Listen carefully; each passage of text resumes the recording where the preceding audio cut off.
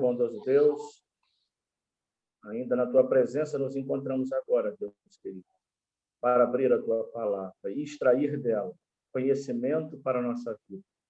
E que esse conhecimento venha robustecer a nossa fé. E uma vez robustecida a nossa fé, temos mais forças para caminhar nesse caminho que nos levará às mansões celestiais, mas também vai nos ensinar a que ensinemos aos outros, aqueles que ainda não te conhecem, a história que o Senhor deixou registrada na tua palavra, especialmente no livro de Daniel, nos últimos momentos desse mundo. Nós te pedimos em nome de Jesus. Amém. Bem, irmãos, como eu disse, graças a Deus nos encontramos aqui. Vamos estudar, é o 7º estudo do livro de Daniel, a 7ª lição. Entretanto, vamos estudar o capítulo 6 de Daniel. E eu gostaria que todos vocês abrissem suas Bíblias e já deixassem aberto lá no livro de Daniel, no capítulo 6. Livro de Daniel, capítulo 6. Daniel, vou esperar todo mundo abrir. Daniel, no capítulo 6, já deixa aberto. E nós vamos estudar, então, a palavra do Senhor. Capítulo 6. Amém?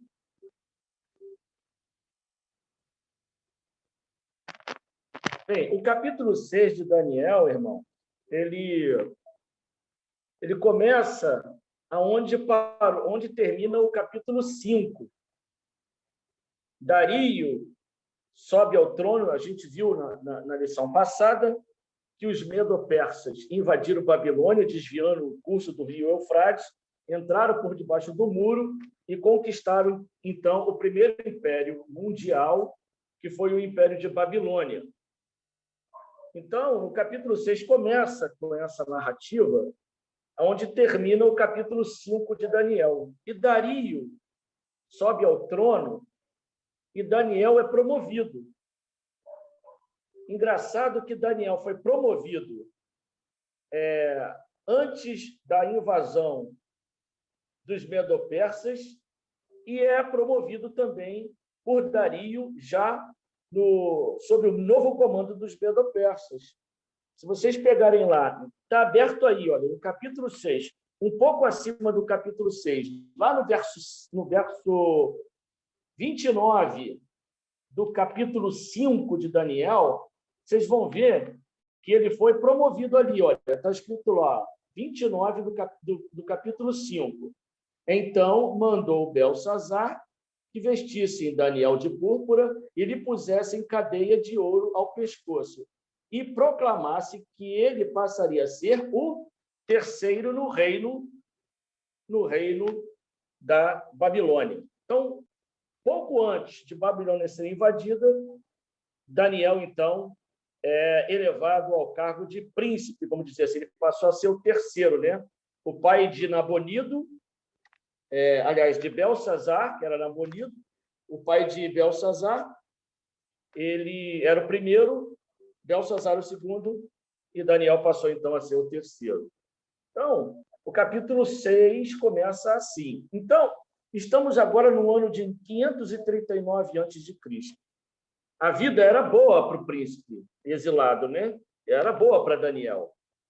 Mas isso vai durar muito tempo? Nós lembramos os dias pacíficos que, no fim do capítulo 2, lá também os 3 hebreus, Sadraque, Mesaque e Abednego, tinham também subido de posto, estavam abaixo de Daniel. Daniel controlava lá ficava abaixo do reino de Nabucodonosor, e Daniel pediu para os 3 amigos, Sadraque, Mesaque e Abednego, ficarem ali perto dele, também ajudando na administração do reino. Eles foram promovidos, então. No entanto, a honra apenas despertou a terrível experiência do capítulo 3, quando eles foram provados na fornalha de fogo ardente. Então, a mesma coisa que aconteceu com Sadraque, Mesaque e Abednego, eles foram promovidos e passa-se algum tempo, eles são jogados na fornalha de novo, aconteceria também com Daniel no capítulo 6. Será que a história se repetirá hoje também? O autor do livro de Daniel parece apontar para isso, né? Então, vamos lá. Adorar, irmãos, é algo inerente à natureza humana, ou seja, nós já nascemos como seres adoradores, que adoram. Então, a verdadeira adoração, ela deve ser espontânea e ter a Deus como centro dessa adoração. Daniel compreendeu essa verdade e Daniel adorava somente ao Deus vivo. No estudo de hoje, nós vamos ver que Daniel adorou ao seu Deus mesmo diante de um decreto de morte. E a primeira pergunta que eu faço nessa noite, para que a gente já comece a exercitar aí a Bíblia, vai para o nosso Daniel, né? Tem o Daniel da Bíblia e tem o nosso Daniel. Então, o nosso Daniel vai responder a primeira pergunta, que é a seguinte, Daniel. Por que o rei Dario quis constituir Daniel sobre todo o reino que Dario agora passava a comandar? Daniel 6, de 1 a 3. Vamos todos ler juntos e Daniel vai responder para a gente. Daniel, mais uma vez, por que o rei Dario quis constituir Daniel sobre todo o reino? Pareceu bem a Dario constituir sobre o reino as 120 sátrapas que estivessem por todo o reino, e sobre eles 3 presidentes, dos quais Daniel era um, aos quais estes sátrapas dessem conta, para que o rei não sofresse dano. Então, o mesmo Daniel se distinguiu destes presidentes e sátrapas, porque nele havia um espírito excelente, e o rei pensava em estabelecê-lo sobre todo o reino. Amém. Obrigado, Daniel. Obrigado. Então, nós vimos aí que quando a Medopérsia chega ao poder, é Dario, aliado de Ciro, que se assenta no trono. Então, tão logo começou a governar, Dario conheceu a Daniel, um sobrevivente da Idade de Ouro de Babilônia. E ele percebeu que podia confiar em Daniel. Ele viu a postura de Daniel, viu as atitudes de Daniel. E, naturalmente, ele, como um estadista, ele já tinha, vamos dizer assim, ele já tinha informações sobre o antigo governo, quem era, quem não era, quem poderia, quem não poderia, quem tinha poder, quem não tinha. Então, ele já tinha, naturalmente, alguma, como é que eu posso dizer? Algumas informações a respeito de Daniel. Mas isso se consumou quando ele viu Daniel, naturalmente, cara a cara, e viu a força, né, que esse homem tinha, né, a postura, a lisura, os princípios. E por isso, então, Dario achou que seria uma sábia decisão pôr Daniel como principal administrador do novo império e conselheiro do rei. Daniel era um homem íntegro e confiava na infalível orientação divina. E então o rei viu que nele, Daniel, havia um espírito excelente, e foi por isso que Dario, então, resolveu colocar ele abaixo de si. Quer dizer, ele era um dos presidentes, mas a ideia dele era colocar ele bem abaixo de si, naturalmente nomearia um outro presidente, e ele ficaria abaixo de Dario. Bem, que sentimento, irmãos, tem sempre os invejosos, que sentimento foi despertado nos príncipes ao saberem da nomeação de Daniel? Vamos ler isso lá no capítulo 6, 4 e 5, e quem vai ler para a gente é a Ellen. Ellen, Daniel 6, 4 e 5, a pergunta é a seguinte: que sentimento foi despertado nos outros príncipes ao saberem da nomeação de Daniel como o segundo, né, do reinado? Então, os presidentes Daniel e os 6, 4 e 5. 4 e 5, né? Tá. Então, Isso. os presidentes e os sátrapas procuravam ocasião para acusar a Daniel a respeito do reino, mas não puderam achá-la, nem culpa alguma, porque ele era fiel e não se achava nele nenhum erro nem culpa. Disseram, Amém. pois, Estes homens nunca, disseram, pois, estes homens, nunca acharemos ocasião alguma para acusar a este Daniel, se não a procuramos contra ele na lei do seu Deus. A resposta para essa pergunta é inveja.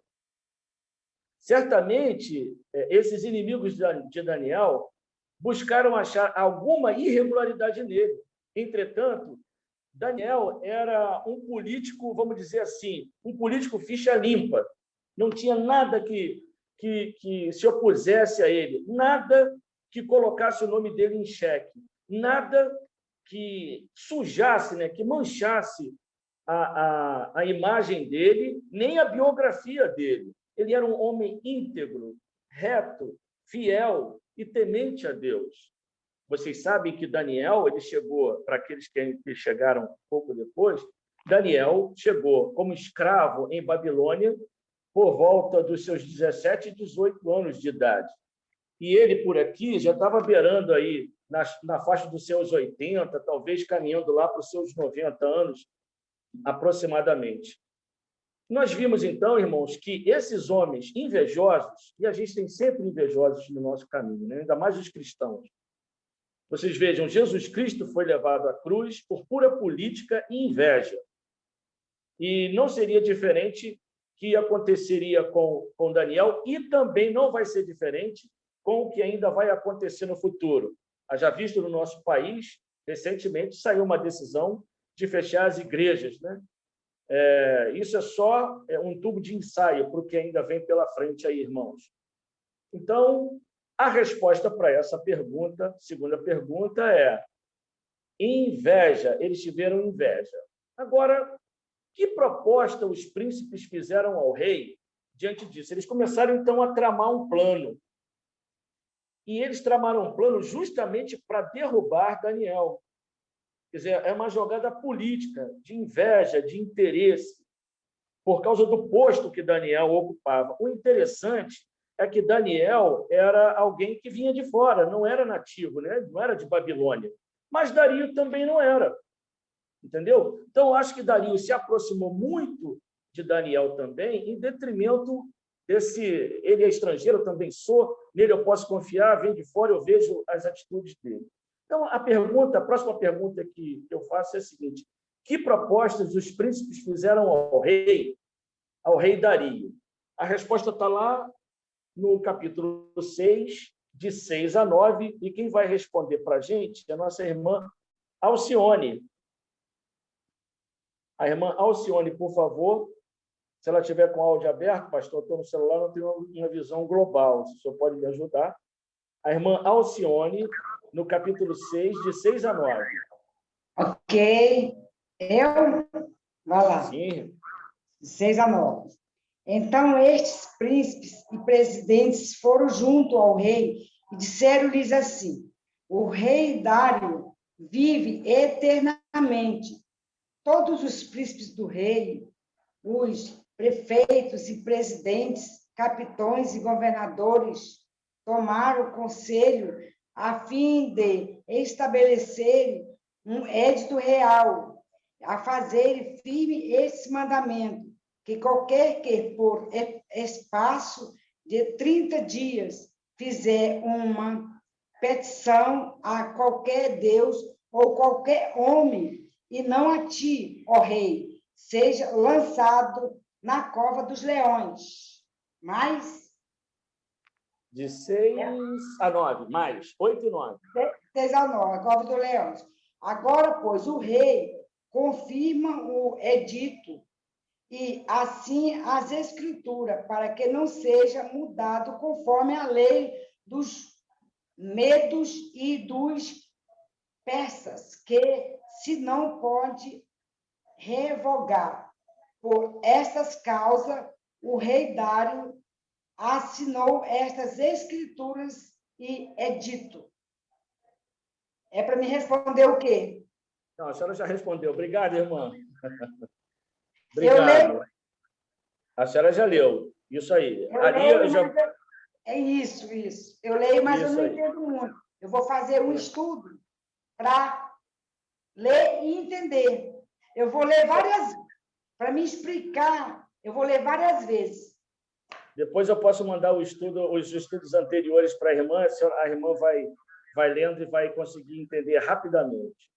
Então, irmãos, a resposta para essa pergunta, que proposta os príncipes fizeram a Dário, ou Dario, em mútuo conselho, eles se reuniram e esses príncipes e presidentes traçaram um plano. Nesse plano, o rei assinaria um decreto proibindo que qualquer pessoa no reino, no espaço de 30 dias, fizesse petições a qualquer deus ou qualquer homem, senão ao rei Dário.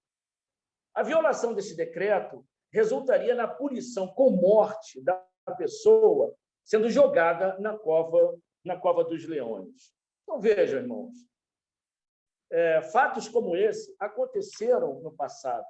Fatos como esse aconteceram também, e nós vamos estudar mais para frente, as 2.300 tardes e manhãs, os 1.260 anos de supremacia de Roma papal, onde muitos foram mortos em detrimento de perseguição religiosa, Estado e religião unidos. Isso aconteceu no passado, e as histórias que ficaram registradas no passado, nos anais da história, só nos mostram que isso certamente acontecerá no futuro. Haja visto, nós estamos vendo, em algumas partes do mundo, cristãos sendo perseguidos e mortos por causa da sua fé. Essas palavras, essa história foi deixada por Deus, registrado na Bíblia, para o nosso conhecimento, para que nós víssemos também que um jovem que chegou com 18 anos, e dos 18 anos, praticamente até o final da sua vida, aos quase 98, 100 anos, ele sempre foi escravo, mas em nenhum momento ele arredou o pé de estar ao lado de Deus. E Deus o honrou em todos os momentos. Em todos os momentos. A gente vê que o livro de Daniel é um verdadeiro testemunho da vida dele. Testemunho da vida dos seus amigos. Testemunho de que ele foi um grande missionário, porque esse jovem chegou em Babilônia, mostrou que era fiel a Deus mesmo em situações adversas, honrou o nome de Deus, proclamou o nome do Deus vivo e fez com que um dos homens mais poderosos do mundo se tornasse cristão pouco antes da sua morte. Então, ele foi também um grande missionário, um grande profeta e um grande missionário, e Deus deixou a biografia desse homem na Bíblia para que nos servisse também de estímulo e de exemplo, para que pudéssemos também seguir esse caminho. Agora, esse caminho foi trilhado com muito suor, muitas lágrimas e muitas noites e madrugadas de muita oração, porque Daniel era um homem de oração, e nós vamos ver nos estudos mais à frente como tem poder a oração, como tem poder a nossa conversa com o nosso Deus. A próxima pergunta que eu vou fazer para o Sérgio Queiroz, já vai se preparar aí, Sérgio Queiroz. O que Daniel fez ao saber do decreto do rei? Então, Daniel estava lá tranquilo, os traíras, os traidores, já estavam preparando aí a queda de Daniel. Ele, naturalmente, não sabia, e eu até imagino que Daniel tinha conhecimento desses homens, conversava com eles, trocava ideia, e não sabia que eles estavam tramando, Ele não sabia que eles estavam tramando. Então, o que Daniel fez ao saber do decreto? Qual foi a atitude de Daniel? Tá lá, essa resposta está lá em Daniel 6, versículo 10. Pode ler para a gente, Sérgio, por favor? Sim, boa noite, Ney. Versículo 10, né? Sim. Todos acharam? Sim? Sim, né? Sim. Daniel, pois, quando soube que a escritura estava assinada, entrou em sua casa, em cima, no seu quarto, onde havia janelas abertas do lado de Jerusalém. 3 vezes por dia se punha de joelhos e orava e dava graças diante de seu Deus. como costumava fazer. Amém, obrigado. Então, irmãos, Daniel era um homem de oração, como eu já disse anteriormente. E era costume diário dele orar 3 vezes ao dia. Ele orava quando acordava, ele orava quando estava na hora do almoço, e ele orava quando ele ia dormir. Conversava com Deus. E eu tenho certeza que, para se manter como escravo no império, sendo um cristão de verdade, eu tenho certeza absoluta que ele orava esses 3 dias de forma oficial, e enquanto trabalhava e estava nos seus afazeres, ele mentalmente também conversava com Deus, pedindo orientação de Deus. Então, era um homem realmente de muita oração. E era costume dele orar 3 vezes ao dia, para manter o relacionamento com Deus. Antes da aprovação, ele já mantinha esse hábito, e não seria agora que ele agiria de forma diferente.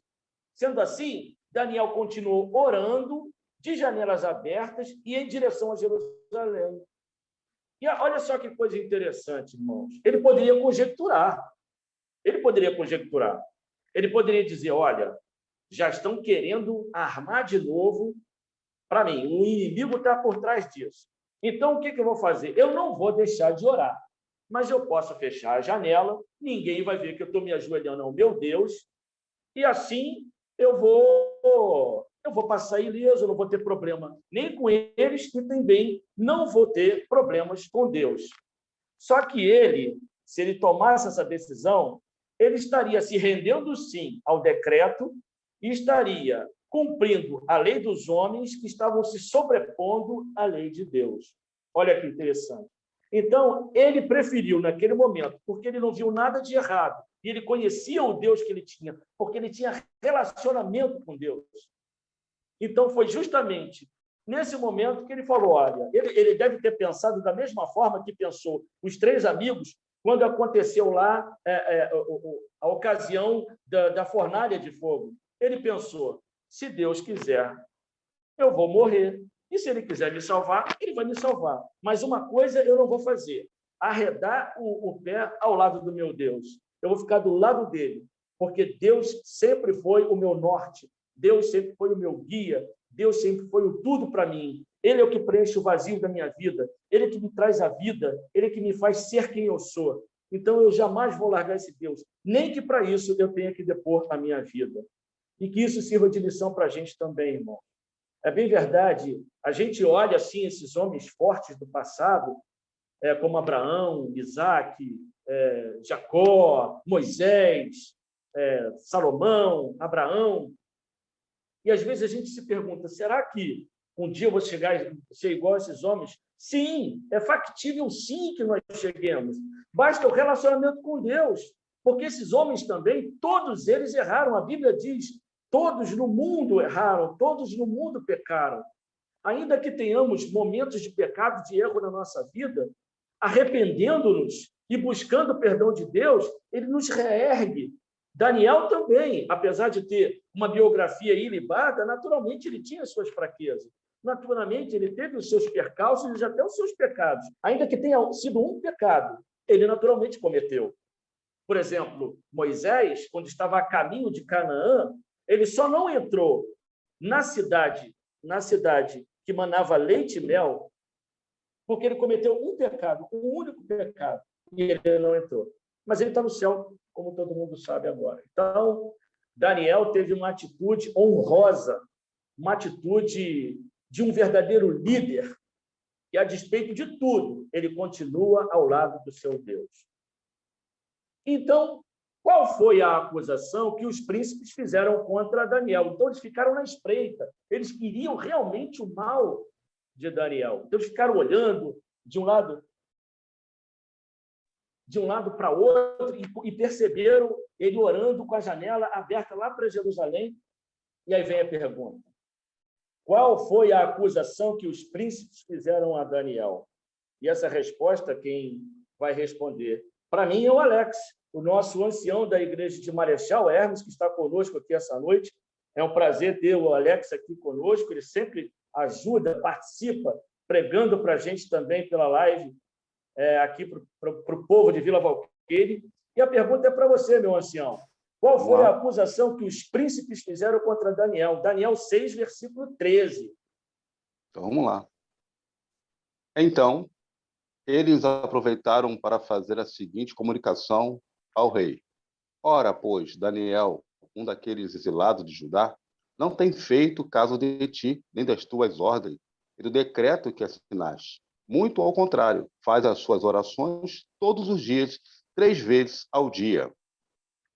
Obrigado, Alex. Então, irmãos, eles estavam ali na espreita, olhando o que Daniel estava fazendo. Eu sempre tenho eu sempre digo que, ainda que você esteja no meio do mato e ache que não tem ninguém olhando para você, quando você menos espera, em cima da árvore tem uma coruja te olhando. Aonde você estiver, tem sempre alguém te olhando, tem sempre alguém te observando.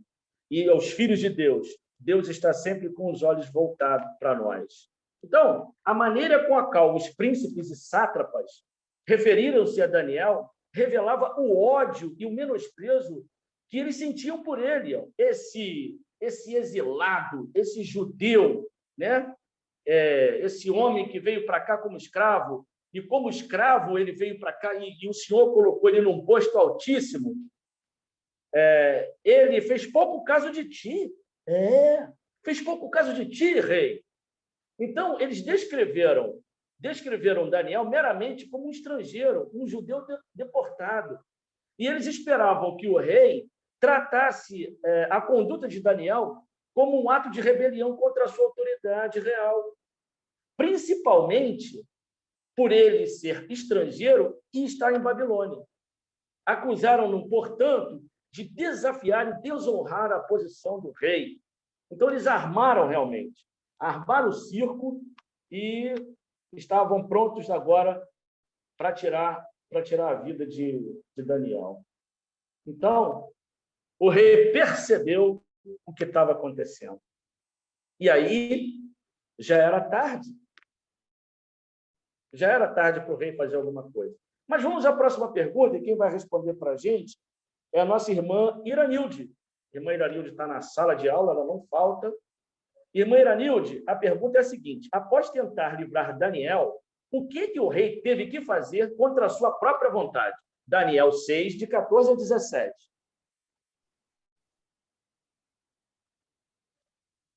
Daniel 6, de 14 a 17, irmã. Após tentar livrar Daniel, o que o rei teve que fazer contra a sua própria vontade? Daniel 6, de 14 a 17, está a resposta. Irmã Iranilde, ela não está aí, não? Estou aqui, estou aqui. Vou ler agora. Pode falar, irmã. Quando o rei ouviu o assunto, ficou muito penalizado e resolveu livrar Daniel. E até o pôr do sol esforçou-se para livrá-lo. Mas aqueles homens se reuniram apressadamente diante do rei e lhe disseram: sabe, ó rei, que, segundo a lei média e da Pérsia, nenhum edito ou ordenança que o rei assinar pode ser revogado. Então o rei ordenou que trouxessem Daniel e o lançassem na cova dos leões. O rei disse a Daniel: o teu Deus, a quem tu serves com perseverança, ele te livre. E foi trazida uma pedra e foi posta sobre a boca da cova, e o rei a selou com seu anel e com o anel de seus dignitários, para que a situação de Daniel não pudesse ser alterada. Obrigado, irmã. E aí, os presidentes e sátrapas e governadores conseguiram aquilo que ele queria. Dario, o rei, logo percebeu a cilada na qual foi envolvido, mas já era tarde. Havia sido lisonjeado por ocasião do decreto, né? Mas esses homens, eles, na verdade, ocultaram seus propósitos. E como a lei dos Medos e dos Persas não podia ser revogada, Dario enviou com muita tristeza. Eu imagino a tristeza desse homem, uma dor no coração sem igual. ele teve que dar uma ordem que ele não queria dar. Ele teve que tomar uma decisão que ele jamais imaginou que deveria tomar. E, naquele momento, ele teve que tomar essa decisão com muita tristeza. Pegar Daniel, o seu fiel escudeiro, vamos dizer assim, e colocar ele para ser devorado pelos leões. E vocês vejam, se a gente andar uns versículos à frente, acompanhem comigo a leitura, lá no verso 18, vejam como ficou o rei Dario aquela noite. Verso 18 de Daniel 6. Então, o rei se dirigiu para o seu palácio, passou a noite em jejum, não deixou de trazer à sua presença instrumentos de música e fugiu dele o sono. Ele perdeu o sono, irmãos. E era costume naquela época que o jantar, né, a ceia noturna, era a mais importante. Por quê? Era muito quente por aquela região. Então, era na parte da noite que ele juntava os mais próximos dele, do rei, e fazia lá um banquete, e ao som de música, eles passavam a noite, né, ali. Mas, naquele dia, ele não quis saber nem de janta. Ele entrou no verdadeiro jejum. Ele ficou muito preocupado, os seus sentidos, os seus sentimentos ficaram abalados e fugiu dele o sono. E ele pediu para que amanhã, né, que o dia seguinte chegasse o mais rápido possível. Mas, e quando eu falo mais assim, eu lembro do meu Deus, do nosso Deus, e isso me emociona, mas o nosso Deus é poderoso, o nosso Deus é majestoso, o nosso Deus é magnânimo, o nosso Deus nunca é pego de surpresa, nunca, irmãos, nunca. Deus sabe de tudo que vai acontecer e livra sempre os seus. Então, de forma magnífica, Deus livrou o seu fiel homem, um homem de oração, um homem dedicado ao cristianismo, dedicado à causa do Deus Altíssimo, o único Deus vivo e verdadeiro, Criador dos céus e da terra. Como Deus livrou da morte Daniel. Está lá em Daniel 6, 22, e eu vou pedir para que a nossa irmã Maria Inês leia Daniel 6, 22. Irmã Maria Inês, como o nosso Deus livrou Daniel da morte. Leia para a gente Daniel 6, versículo 22. 6. 22. 22. O meu Deus enviou o seu anjo e fechou a boca aos leões, para que não me fizessem dano, porque foi achado em mim inocência diante dele. Também contra ti, ó rei, não cometi delito algum. Olha que maravilha, irmãos, que maravilha. Mas antes disso, obrigado, irmã Maria Inês. Vamos ler o versículo 19, 20 e 21. Olha só que maravilha. O rei passa, então, a noite em claro, em jejum, não quis saber de nada e de ninguém. E quando amanheceu o dia, ele imagina o que deve ter se passado na cabeça desse homem, né? O Daniel, a quem ele respeitava, ele queria muito bem, de repente vendo as cenas do leão destroçando Daniel, matando Daniel, mas assim ainda tinha um lampejo de esperança, porque senão não teria acontecido o que aconteceu. Vejam bem, lá no versículo 19 diz assim, pela manhã, ao romper do dia, levantou-se o rei e foi com pressa à cova dos leões, foi correndo, irmãos.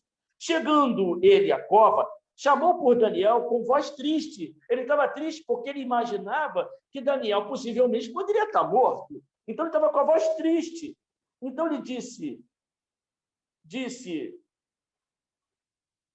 o rei a Daniel, Daniel, servo do Deus vivo, dar-se-ia o caso que o teu Deus, a quem tu continuamente serve, tenha podido te livrar?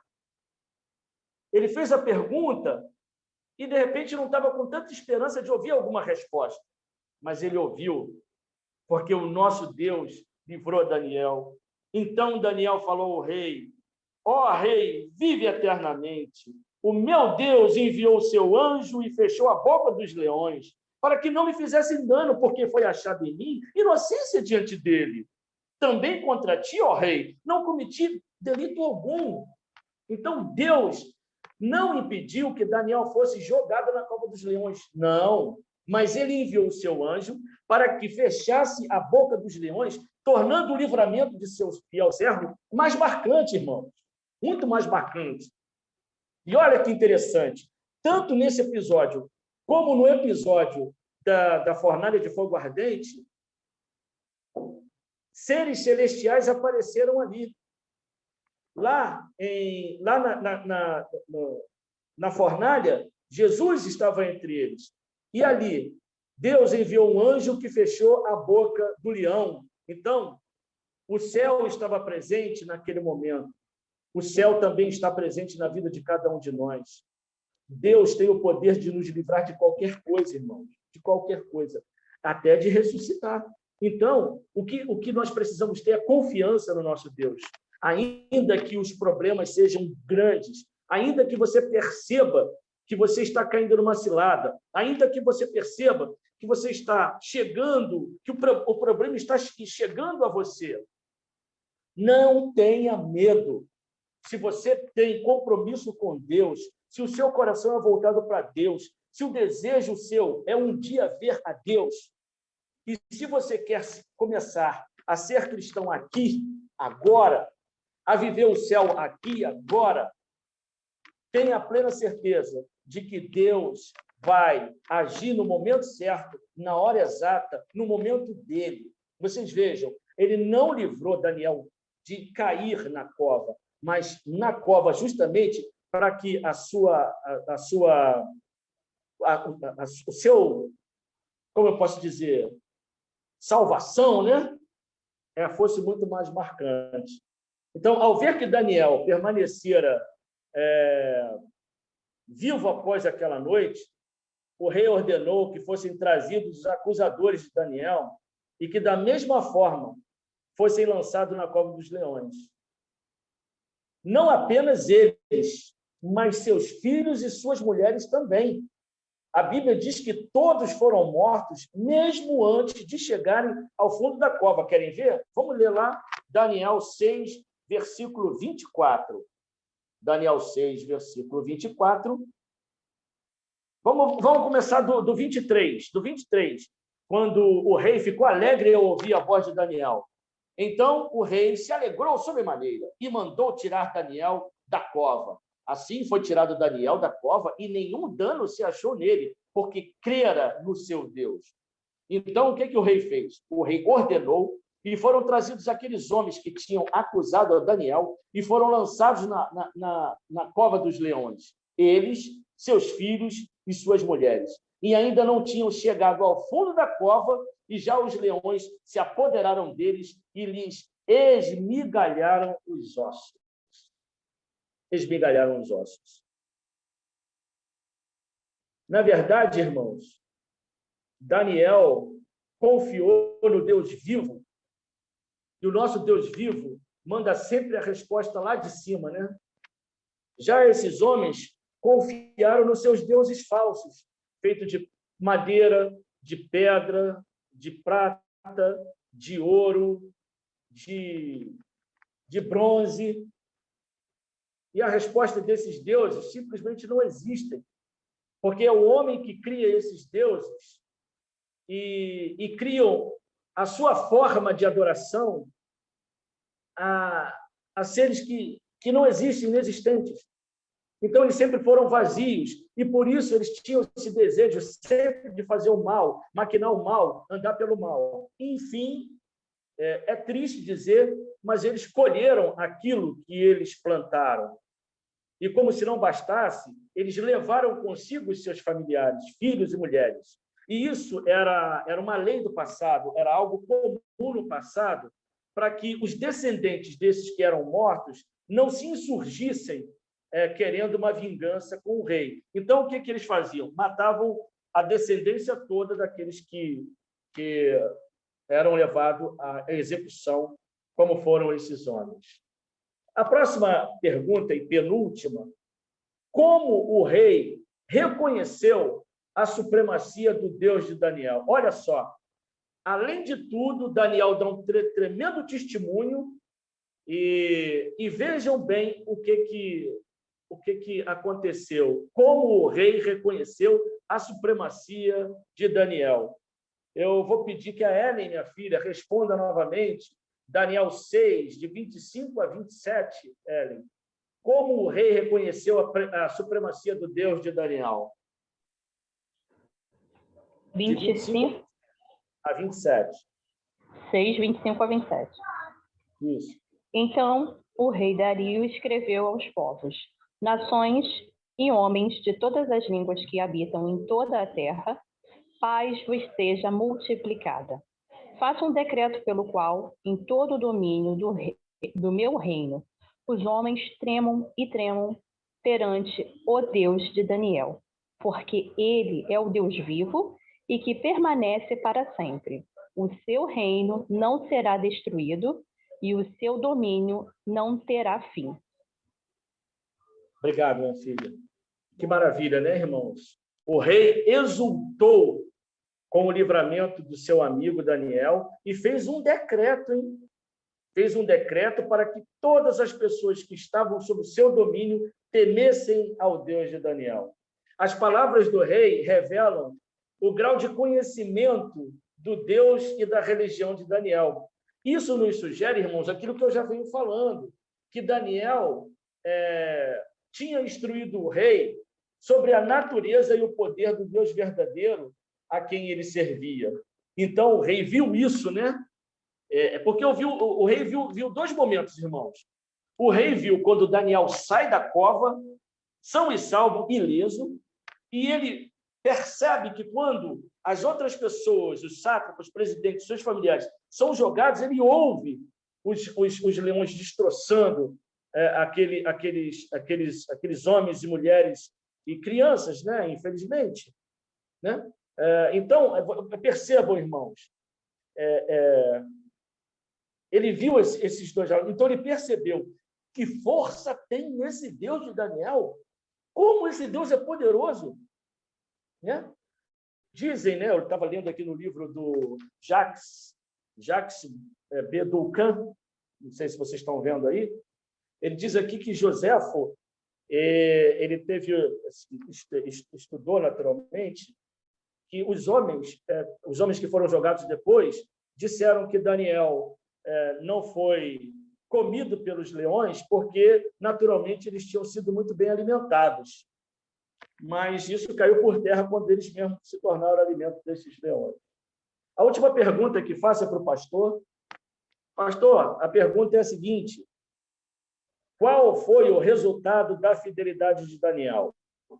Daniel 6, versículo 28, que é o último versículo do estudo dessa noite e a última pergunta também. Portanto, pastor, qual foi o resultado da fidelidade de Daniel? Daniel 6, versículo 28.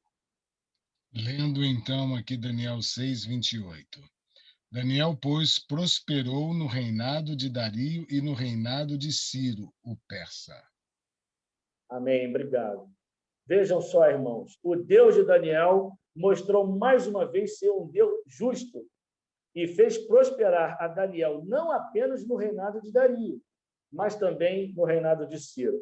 De fato, o nome do profeta já carregava esse sentido, porque o nome Daniel significa Deus é meu juiz. Entretanto, os deuses que os presidentes e os sátrapas serviam, nada puderam fazer por eles. E assim, irmãos, nós terminamos hoje mais um estudo do livro de Daniel e vemos como esse homem foi fiel ao seu Deus, mas também vemos como esse Deus foi fiel ao seu servo.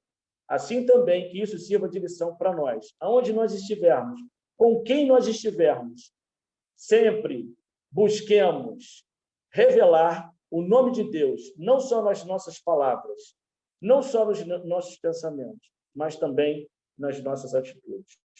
Muito obrigado pela atenção de todos. Que Deus abençoe todos vocês.